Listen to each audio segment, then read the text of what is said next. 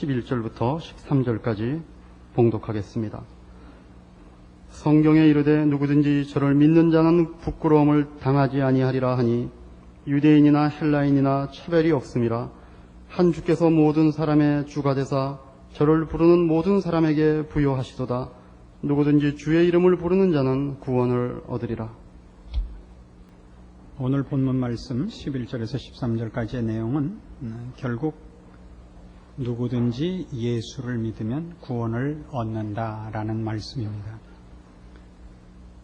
이 말씀은 지금은 적극적인 의미에서의 사용이 아니고 상당히 부정적인 의미에서 사용인데, 그 부정적이라는 것은 이스라엘 백성들의 구원관에 잘못된 것을 지적하기 위하여 등장하고 있기 때문입니다. 우리가 이 10장에 이르러 계속 살펴보는 바와 같이 이스라엘 백성들이 하나님의 의를 모르고 자기의 의를 세우려고 힘써 하나님의 의를 복종치 않은 그 내용을 지적하기 위하여 등장하고 있는 것입니다. 이스라엘 사람들의 생각에는 율법을 지키고 할례를 받는 것이 구원의 조건인 것으로 생각되었지만, 성경은 분명히 예수를 믿는 것을 그 조건으로 세우고 있습니다. 물론 여기서 조건이라고 하는 것은 조금 어폐가 있습니다만은 둘을 비교하기 위하여 일단 그렇게 비교를 합시다. 예수를 믿으면 구원을 얻는다라는 말은 믿음을 강조하는 것이 그 행위의 의를 지키는 것 같이 하나의 조건으로서가 아니라 우리가 우리의 구원에 대하여 어떻게 원인과 조건을 제시할 수 없는가를 확인하는 하나의 표현입니다. 이제 우리는 누구든지 예수 그리스도 안에 있는 하나님의 은혜로 값없이 의롭다함을 얻는 것입니다. 마태복음 28장에 가시면 이 문제에 관한 구체적인 설명이 나옵니다.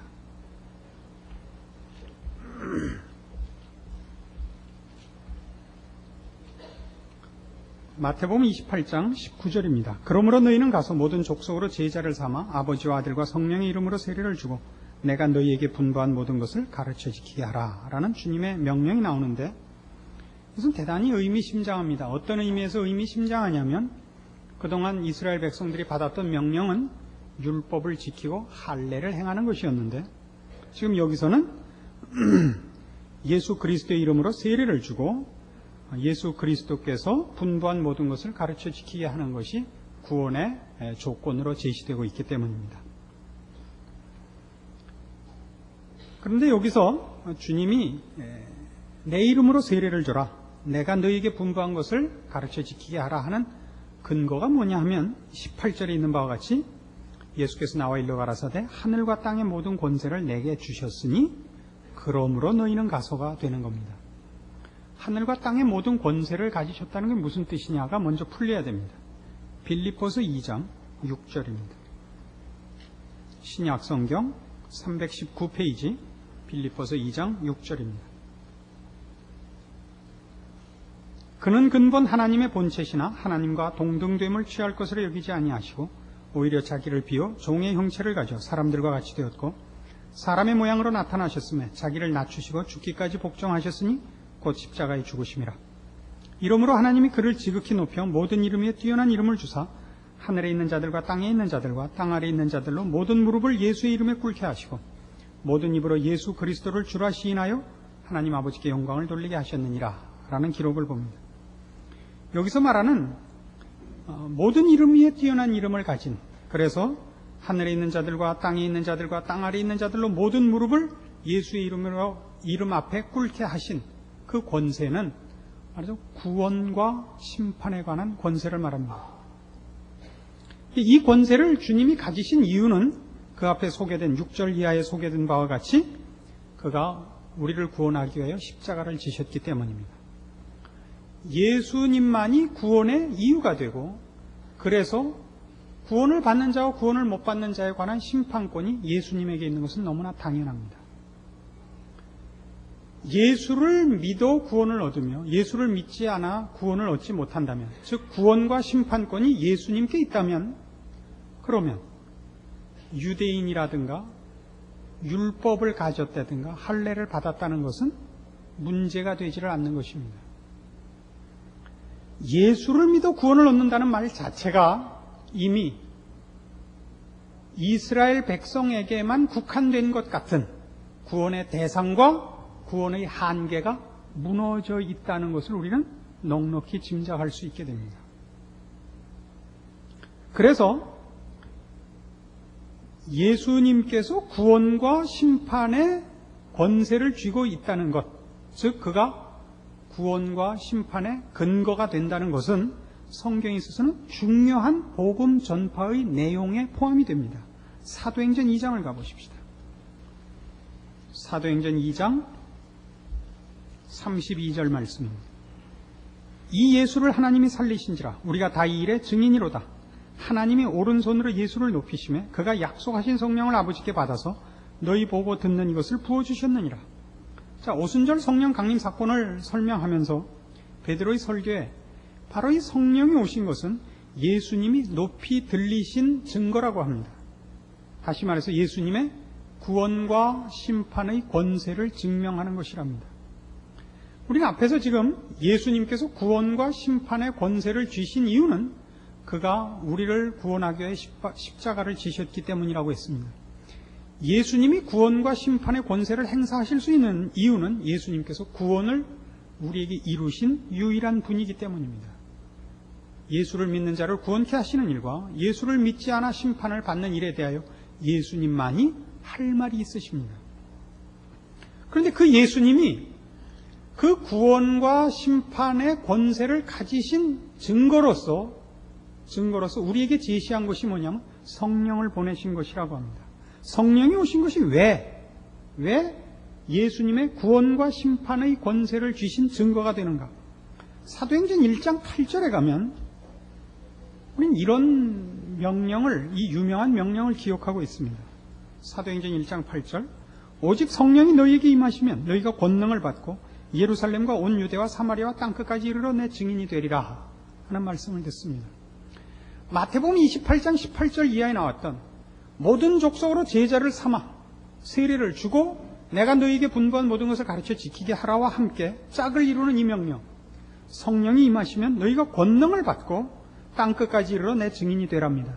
여기서의 권능은 보통 오해되고 있는 그 본문 중에 하나인데 어떤 일을 수행하는데 적합한 어떤 기능과 수단이 아닙니다.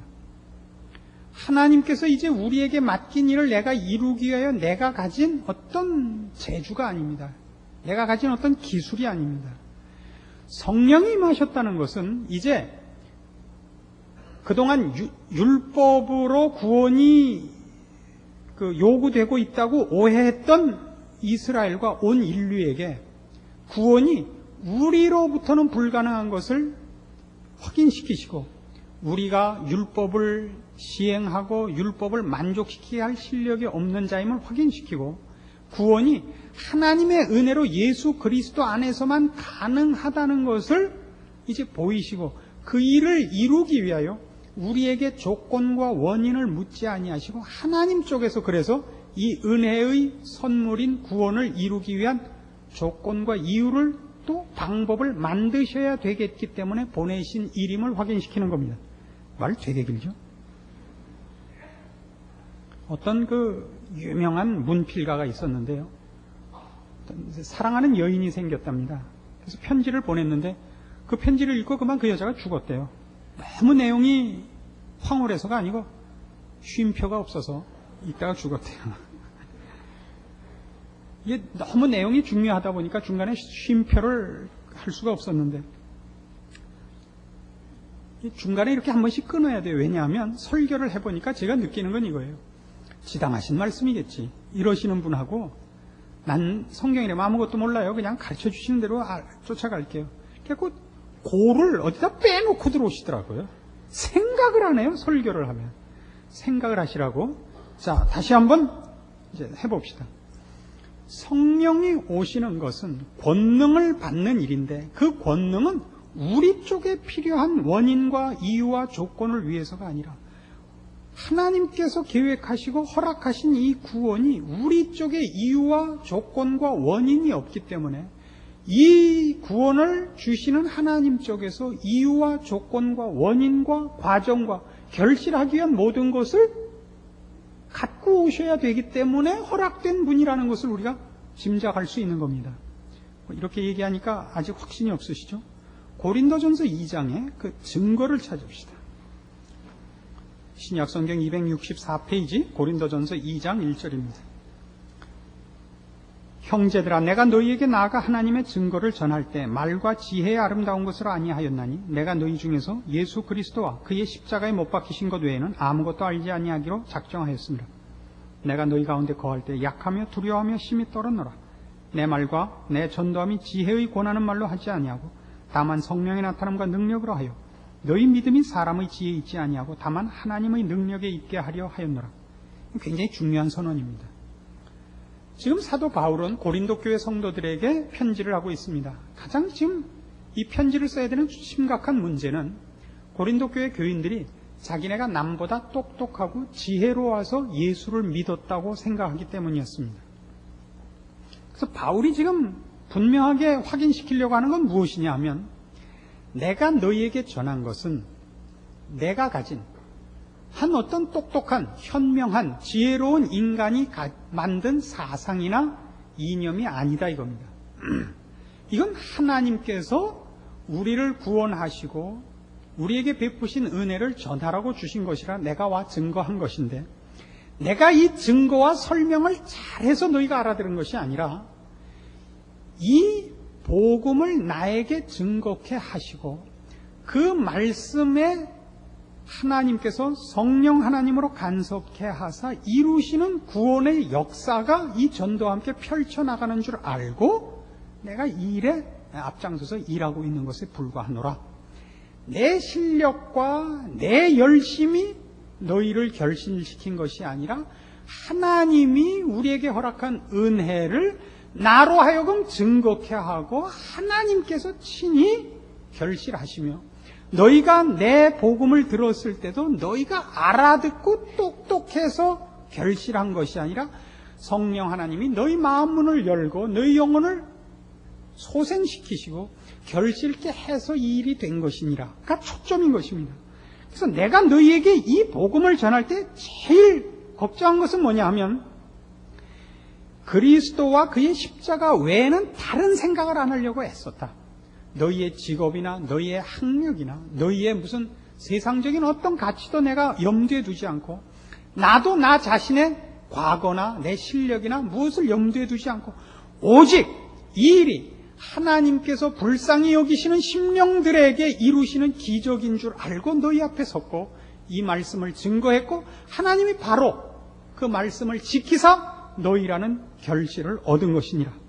그래서 내가 이 일을 할 때 가장 조심한 것은 말재주로 너희들이 설득당하거나 내가 한 것이 무슨 나의 고매한 사상이기 때문에 너희들이 동조하는 것이 될까봐 그것이 가장 두려웠고, 오직 이 일이 성령 하나님에 의하여 성부 하나님이 우리에게 허락하신 구원이 일어나는 것임을 너희가 온전히 깨닫게 하기 위하여 하나님 앞에서 두렵고 떨림으로 내가 이 일을 수행했노라. 이것이 1절에서 5절까지의 내용입니다. 그러니까 성령님이 오셔야 됐었던 것은, 예수 그리스도께서 성부 하나님에 의하여 높이 들리신 그 증거로 왜 성령이 오셔야 됐느냐? 예수님만이 구원과 심판의 권세를 쥐고 계시는데, 그가 가지신 구원과 심판의 권세는 그로 말미암는 구원이 그 이유고, 예수로 말미암는 구원은 우리가 우리의 노력이나 우리의 지혜로 획득하는 것이 구원이 아니라, 율법을 지키거나 어떤 규칙을 지키는 것이 아니라 하나님께서 그리스도 예수 안에서 허락한 은혜의 산물이기 때문에 이 일이 우리에게 결실되기 위해서는 처음부터, 구원이라는 것 자체가 처음부터 우리로부터 시작되거나 말미암을 수 없기 때문에 하나님께서 우리에게 구원을 결실시키기 위한 어떤 방법을 또 준비하실 수밖에 없었고, 그 방법이 성령님일 수밖에 없었다는 얘기입니다. 성령님이 오신다는 것은 그런 의미에서 이 구원이 우리가 깨우치거나 우리가 시작하거나 우리가 노력해서 되는 일이 아니라는 얘기요. 그 얘기는 곧 예수님께서 이루신 구원은 행위의 의로 얻거나 율법의 의로 얻는 것이 아닌 모든 불쌍한 자들에게 베푼 하나님의 은혜라는 것의 증거가 되어버리는 것입니다. 성령이 임하시면 너희가 권능을 받고는, 그래서 여태껏 별 볼 일 없던 자가 성령을 받아서 힘있게 무슨 뽀빠이가 시금치를 먹은 것 같이 그런 변화를 말하는 것이 아니라 이제부터 너희에게 부탁하고 너희에게 전하라고 명한 이 내용들은 사람들을 격동시키거나 사람을 설득해서 될 일이 아니라 하나님 쪽에서 일하시고 간섭하셔야 되는 일이기 때문에 성령님께서 오시지 않고는 되지 않는 일이라는 말이요. 성령님이 임하셔야만 된다는 말은 곧 예수님께서 이루신 구원이 우리의 노력을 조건으로 묻는 것이 아니라는 얘기요. 그 얘기는 곧 그러면 이스라엘이 율법을 소유했고 할례를 받았기 때문에 그들만이 하나님의 선민이요 이방인은 아니라는 차별이 없어질 수밖에 없다는 얘기가 되는 것입니다. 그러니까 성령의 임하심이 우리에게 어떤 특별한 능력을 부여하기 위해서가 아니라 바로 이렇게 성령님이 이 구원에 성령님의 간섭이 꼭 필요하다는 것은 구원의 성격이 우리에게 이유와 조건을 묻는 것이 아니라는 증거로서 먼저 그 메시지를 담고 있는 것입니다. 이것을 분명히 하는 사건이 있습니다.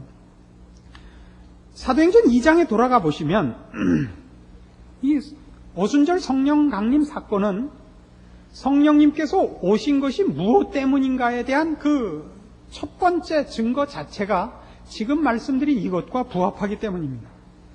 사도행전 2장 1절입니다. 오순절 날이 이미 이르매 저희가 다 같이 한 곳에 모였더니 호련히 하늘로부터 급하고 강한 바람 같은 소리가 있어 저희 앉은 온 집에 가득하며 불의 혀같이 갈라지는 것이 저희에게 보여 각 사람 위에 임하여 있더니 저희가 다 성령의 충만함을 받고 성령이 말하게 하심을 따라 다른 방언으로 말하기를 시작하니라. 이때 그 처음 임하신 오순절 성령 강림 사건에서의 첫 그 성령 강림에서의 성령님이 오신 이유, 오셔서 하셔야 할 사역의 특징으로서 등장한 성경의 설명의 첫 번째 특징은 뭐냐면 방언입니다. 근데 이 방언은 지금 보통 오해되고 있는 것 같은 그런 우리가 알아듣지 못하는 어떤 신령한 말이 아닙니다. 우리말로는 둘 다 방언이라 그러니까 말이죠. 그러니까 speak in tongue이라고 말하는 영어식으로 speak in tongue이 아니고 외국어입니다. 이때의 방언은. 그래서 5절부터 봅시다. 그때 경건한 유대인이 천하 각국으로부터 와서 예루살렘에 우거하더니 이 소리가 남에 큰 무리가 모여 각각 자기의 방언으로 제자들의 말하는 것을 듣고 소동하여 다 놀라 기이 여겨 이르되 보라, 이 말하는 사람이 다 갈릴리 사람이 아니냐. 우리가 우리 각 사람의 난 곳 방언으로 듣게 되는 것이 어찌미뇨. 우리는 바데인과 메데인과 엘람인과 메소포다미아, 유대, 갑바도기와 본도, 아시아, 부르기아, 밤빌리아, 애굽, 구레네, 리비아, 로마로부터 온 나그네 곧 유대인과 유대교에 들어온 사람들과 그레데인과 아라비아인들이라. 우리가 다 우리의 각 방언으로 하나님의 큰 일을 말함을 듣는도다가 되는 겁니다. 왜 처음 성령님의 첫 강림에 있어서 성령님께서 오셔서 무엇을 하실 것인가? 예, 그 성격을 대표하는 특징으로 이 외국어가 등장을 했느냐 하는 것입니다. 이것이 외국어인 까닭은 이제 구원이 이스라엘의 경계 내에 국한되어 있지 않고 전 세계를 향한 것이라는 그 선언을 우리에게 분명히 하기 위하여 외국어가 그 첫 번째 성령 사역의 성령 강림의 의미의 대표적 특징으로 소개되고 있는 것을 봅니다. 그러니까 성령님께서 오셔서 이제부터 하실 일이 모든 족속, 땅끝까지를 그 구원의 대상으로 삼고 있다는 얘기는 예수 그리스도께서 이루신 구원이 이스라엘이라는 한 민족과 차별된 어떤 특별한 집단에게만 국한되는 것이 아님을 말하는데, 그것은 말하자면 그 예수 그리스도로 말미암는 구원이 우리 쪽의 차별들과는 무관한 것임을 상징하는 것 아니겠습니까? 그렇죠. 그래서 예수 그리스도께서 이루신 구원이 그로 말미암아 성령님이 오셔야 되는 것과 오신 성령님이 그 사역의 대표적 성격을 외국어로 성경이 소개했어야 됐던 이유는 다 이것이 사람 사이에 어떤 차별이 없는 것, 특수한 집단, 특수한 신분에게만 주어지는 것이 아닌 것, 다시 말해서 우리에게 이유와 조건을 따지는 것이 아니라는 데 모든 초점이 모여지고 있기 때문입니다. 그래서 오늘 우리가 보는 본문에 있는 바와 같이 누구든지 예수를 믿으면 구원을 얻습니다. 여기서 말하는 누구든지는 정말 누구든지입니다. 누구든지 예수를 믿으면 됩니다. 그 말은 지금 로마서 10장에 등장해서는 이스라엘 백성이 가졌던 그 차별, 우리만이 구원의 대상이요, 우리만이 하나님의 선민이요, 다른 사람은 아니라는 이 인간이 갖는 차별을 깨는데 그 첫째 목적이 있습니다. 그래서 우리는 이런 결론에 도달할 수 있습니다. 구원에 관한 한 우리는 누구도 다 자신할 수 없으며 또 좌절할 수도 없습니다. 이것이 초점입니다.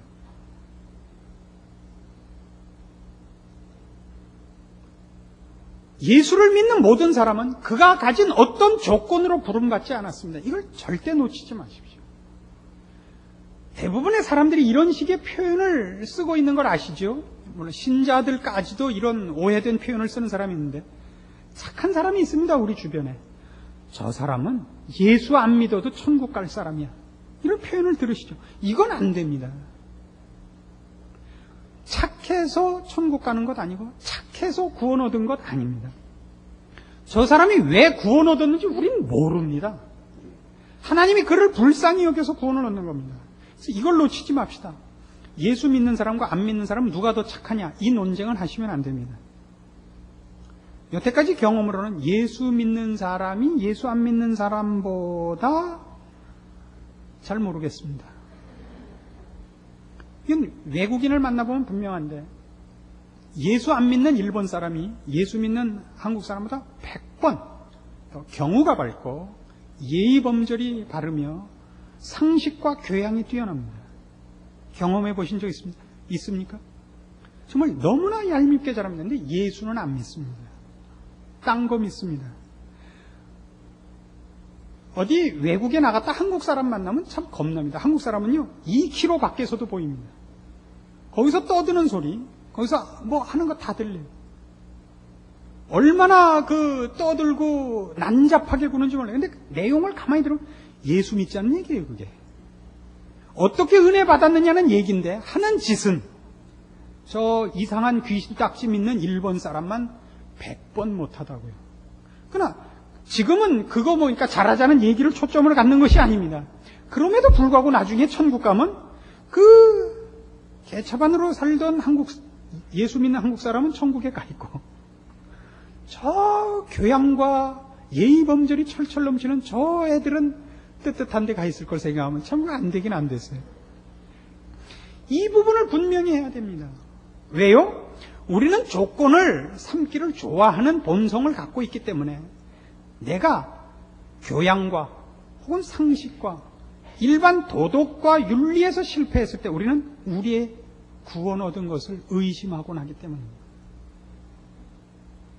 우리는 좌절해서는 안 됩니다. 그래서 우리가 구원 얻은 건 이유를 알 수가 없습니다. 오늘 바로 이 로마서 10장이 강조하는 것이 그겁니다. 이스라엘 백성을 향하여 하는 얘기가 이겁니다. 왜 예수를 믿어야 되는가? 우리 중에 아무도 실력으로 구원 얻을 자가 없기 때문에 예수님이 오신 겁니다. 예수를 믿으면 누구든지 구원을 얻습니다. 얼마나 감사한 일입니까? 그러나 이스라엘 백성이 왜 예수를 거절했습니까? 그렇게 했을 때 사람 사이에 차별이 철폐되기 때문에, 내가 저 사람보다 낫다는 것이 없어지기 때문에 이스라엘 백성은 예수를 거부했습니다. 이건 우리 신자들이 꼭 기억해야 될 중요한 원리가 아닌가 싶습니다.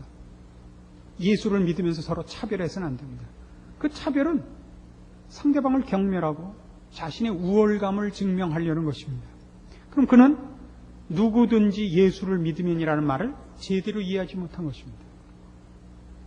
만약 이걸 제대로 이해했다면 성도들의 신앙생활에 중요한 한 원리가 생기는데 그건 뭐냐면 감사입니다. 그리고 겸손입니다. 능력이 아닙니다. 감사와 겸손이 신자에게 있는 가장 중요한 두 가지 원리입니다. 그리고 왜 그것이 나와야 되는가? 나 같은 것이 구원을 얻었습니까? 그리고 어느 누구보다도 내가 더 못하면 못했지 잘나지 않았으니까. 내 눈으로 볼 때 나만 못한 자에 대해서도 내가 큰 소리를 칠 수 없는 것은 하나님 앞에서 내가 그 사람보다 낫다고 얘기할 수 없으며 우리는 모두 다 누가 잘났느냐를 인간적 차원에서가 아니라 세상적 가치로가 아니라 하나님의 사랑에 의해서밖에는 구별할 수 없으니까. 하나님이 저를 사랑하고 저를 귀히 여긴다면 우리는 할 말이 없으니까. 그래서 신앙의 가장 중요한 두 가지 원리, 감사와 겸손, 이것이 여러분을 붙잡게 하십시오. 이 누구든지 예수를 믿으면 구원을 얻는다는 이 말 속에 우리가 포함되어 있다는 것이 얼마나 감사한 일인지를 알아야 되고, 그 이외의 다른 모든 것들, 무슨 건강이라든가 무슨 사업상의 성공이라든가 세상에서의 부귀영화는 다 사소한 것임을 잊지 마십시오. 하나님의 자녀되어 구원을 얻은 것으로 너무나 충분합니다. 그 나머지 것들은 사소한 것입니다. 사소한 것입니다. 그것이 이 본론을 흔들지 못하게 하십시오. 여호와는 나의 목자시니 내게 부족함이 없으리로다. 그 다윗의 고백은 우리 모든 성도들의 고백이어야 맞습니다. 성도들의 인생에 비극이 없고 성도들의 운명에 좌절이 없는 줄 아시고 감사하며 겸손하게 하나님의 은혜를 입은 성도로서의 삶을 누리시기를 권합니다. 기도하십시다. 하나님 아버지 은혜를 감사합니다. 하나님께서 우리를 하나님의 자녀 삼으시고 이제 우리를 통하여 영광 받으시기를 기뻐하사 우리 안에 주의 이름을 두셨으며 주의 말씀을 부탁하셨나이다. 그러므로 우리가 두렵고 떨림으로 우리의 신자된 위치를 지킬 수 있게 도와주시옵소서. 우리의 자랑이 경멸과 차별로 가지 말고 믿음 안에 은혜 안에 있는 자로서의 굳건한 우리의 신분에 관한 자랑이 되게 하사 그 자랑이 우리의 삶 속에서는 충성과 인내와 겸손으로 나타나게 하사 성도된 큰 책임과 또 그 자랑들을 제대로 누리고 열매 맺는 삶이 다 되게 하시옵소서. 예수님의 이름으로 기도합니다. 아멘.